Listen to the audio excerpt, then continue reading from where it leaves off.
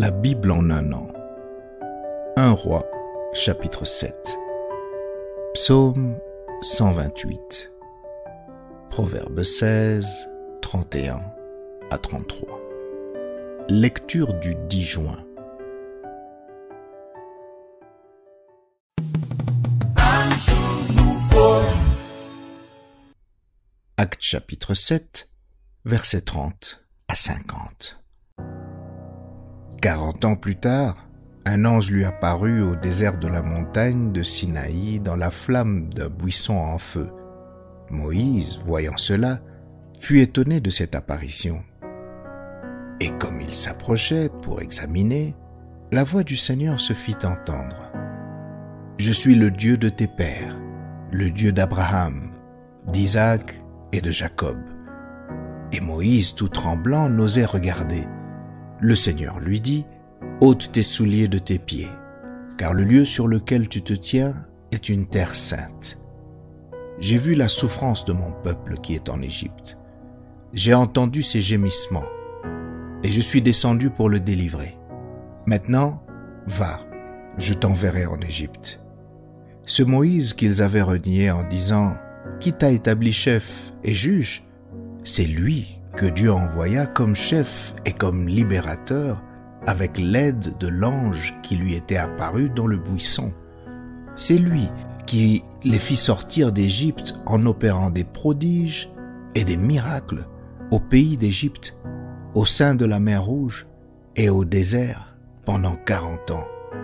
C'est ce Moïse qui dit aux fils d'Israël, « Dieu vous suscitera d'entre vos frères un prophète comme moi. » C'est lui qui, lors de l'assemblée au désert, étant avec l'ange qui lui parlait sur la montagne de Sinaï et avec nos pères, reçut des oracles vivants pour nous les donner.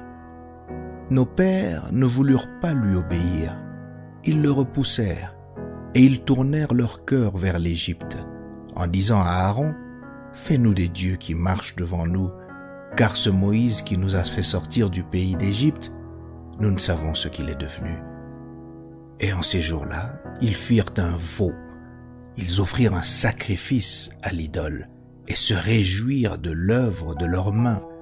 Alors Dieu se détourna et les livra au culte de l'armée du ciel, selon qu'il est écrit dans le livre des prophètes, « M'avez-vous offert des victimes et des sacrifices pendant 40 ans au désert, maison d'Israël? Vous avez porté la tente de Moloch et l'étoile du dieu Répham, ces images que vous avez faites pour les adorer. Aussi vous transporterai-je au-delà de Babylone. » Nos pères avaient au désert le tabernacle du témoignage, comme l'avait ordonné celui qui dit à Moïse de le faire d'après le modèle qu'il avait vu. Et nos pères, l'ayant reçu, l'introduisirent sous la conduite de Josué dans le pays qui était possédé par les nations que Dieu chassa devant eux, et il y resta jusqu'au jour de David. David trouva grâce devant Dieu et demanda d'élever une demeure pour le Dieu de Jacob. Et ce fut Salomon qui lui bâtit une maison. Mais le Très-Haut n'habite pas dans ce qui est fait de main d'homme, comme dit le prophète.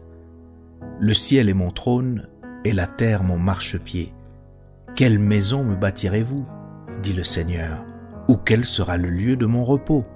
N'est-ce pas ma main qui a fait toutes ces choses ?